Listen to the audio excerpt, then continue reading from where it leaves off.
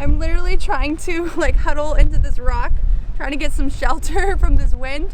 First impressions of Australia, it's very windy.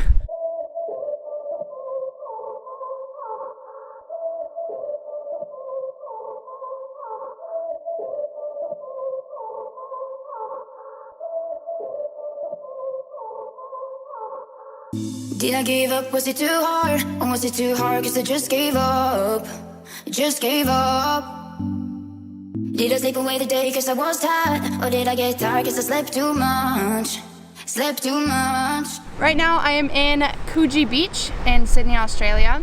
To be honest, I was terrified to come here to Australia as a solo traveler. I don't know, I feel like I always struggle with solo travel because I'm very social and I thrive off people's company, and so coming here as far away from home as like possible really frightened me, and to be honest, I was so scared I almost did not get on my flight.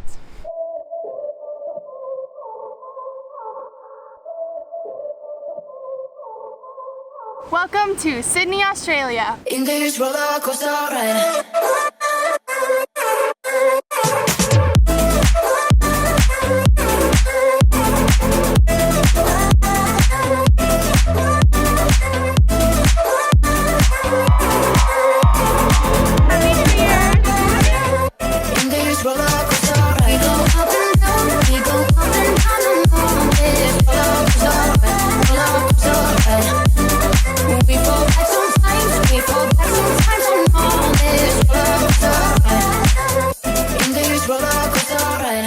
My very first thought about Australia was that it looked a lot like my hometown of San Diego, especially Coogee Beach, where I stayed for the first few nights. But this was just from a glance. Once I did the Bondi Coogee walk, one of Sydney's top things to do, I was like, okay, Sydney might look similar to San Diego, but these beaches are definitely Australian beaches, and I've never seen anything quite like it.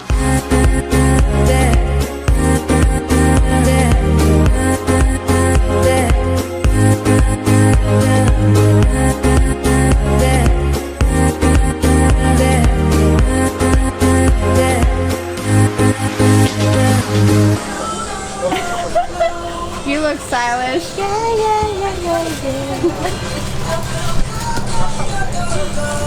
So we decided to be festive and get some Christmas hats. The Bondi Coogee walk, which I did 3 times actually while I was in Sydney, extends for 6 kilometers in the eastern suburbs and is just ridiculously beautiful. My friend and I started the walk from Bondi. The name Bondi actually originates from the Aboriginal word meaning water breaking over rocks, or alternately noise of water breaking over rocks. And this is basically what you see and hear the entire 6-kilometer walk. You'll see this a lot in the form of natural rock pools which line this entire hike. Starting with Icebergs, a place that many locals recommended to me.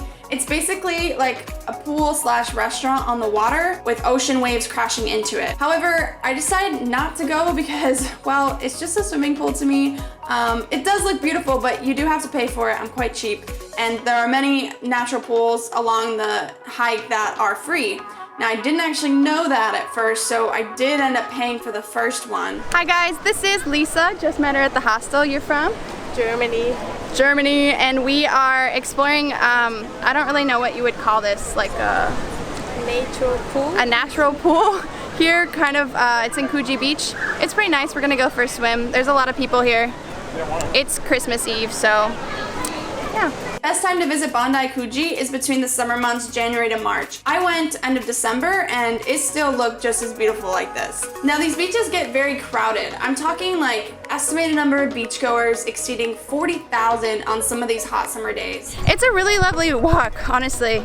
You just have really good views the entire way, and then you have all these pools or natural waters that you can jump in along the way. I'm liking it. Somebody's tired. On this walk, you'll even find yourself in Waverley Cemetery on top of the cliffs at Bronte. The cemetery is noted for its largely intact Victorian and Edwardian monuments and is regularly cited as being one of the most beautiful cemeteries in the world. I definitely have to agree with this. I mean, what a beautiful place to be buried with an oceanfront view like this. What do you think of the Bondi Coogee walk so far? It's far. It's very nice. So it's windy. many people. We are enjoying the walk. You see the beautiful water. Some things that I'm not a huge fan of is, yes, the prices. It is very expensive here, even grocery shopping, and that's usually how I cut down my costs. When it comes to where to stay, that is also very expensive. Coming from traveling mostly in Asia, where you spend under $10 a night maximum to stay in a dorm room, here it is a minimum of $25 US for a dorm room that you're splitting with maybe 10 other people, maybe more, maybe less, but you're splitting a dorm in a bunk bed. The crazy thing is the prices for the holidays have gone up insane. The hostel that I stayed at in Coogee, which was great, it was $25 a night until it hit New Year's Eve.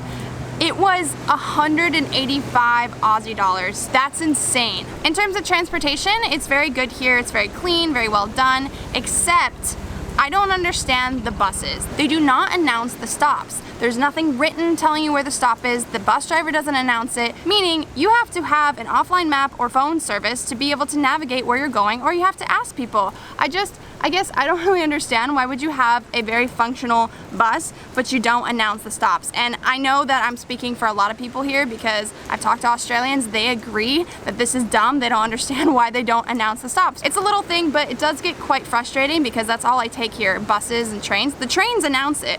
The trains are really nice, but the buses, I don't understand. Another thing that I really liked about Sydney, and I'm gonna assume it's all of Australia, are the birds. Now, I've done a really shitty job trying to capture the birds for you, but they are crazy looking here. I've never seen birds like this. Like, I'm not somebody who gets really excited about birds, but I haven't seen any of these birds before, and every time I look at them, I'm like, what on earth is that?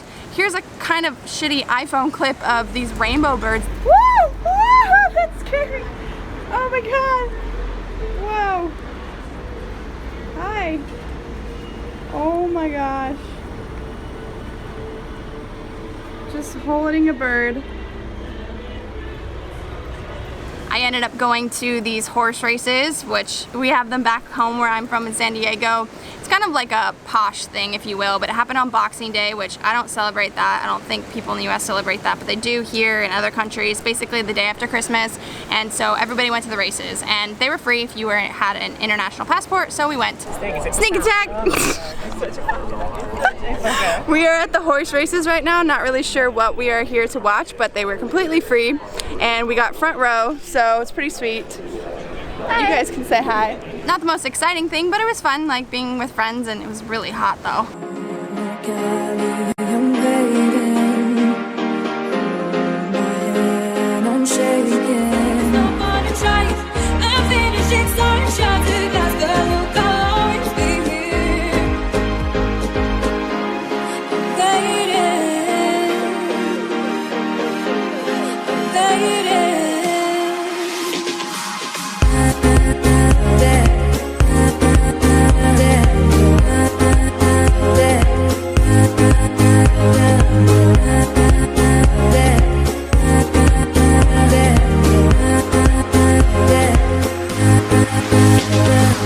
Good morning. It is a lovely windy morning here in Australia. I'm really loving this lens, by the way. I wish you could see it. I wish I had a mirror and show you how close that my camera is to my face. But side note, this morning I am going to Hillsong Church. For those of you who do not know, actually probably none of you guys know, that I am very much Christian, and when I used to live in Paris, I would go to Paris Hillsong, and it was a church that I absolutely loved, and I felt like it really changed a lot for me and was kind of partly what made my entire Paris experience so great. Well, Hillsong is actually from Australia, and Sydney, Australia specifically. And I'm really, really excited because it's just something I've always wanted to do. It's a church that holds a lot of importance in my life. So yeah, I'm so excited. I'm probably gonna meet a lot of Australians there because the entire church, even in Paris, was run by Australians just speaking French.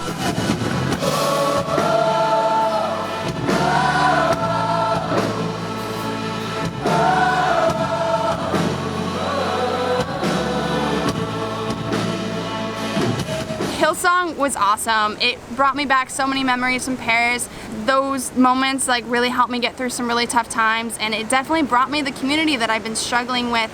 And Definitely I got to connect with a lot of Australians because coming here as a traveler and staying in hostels, some of these hostels, it's weird. They have age limits, like minimums and maximums, that are pretty young.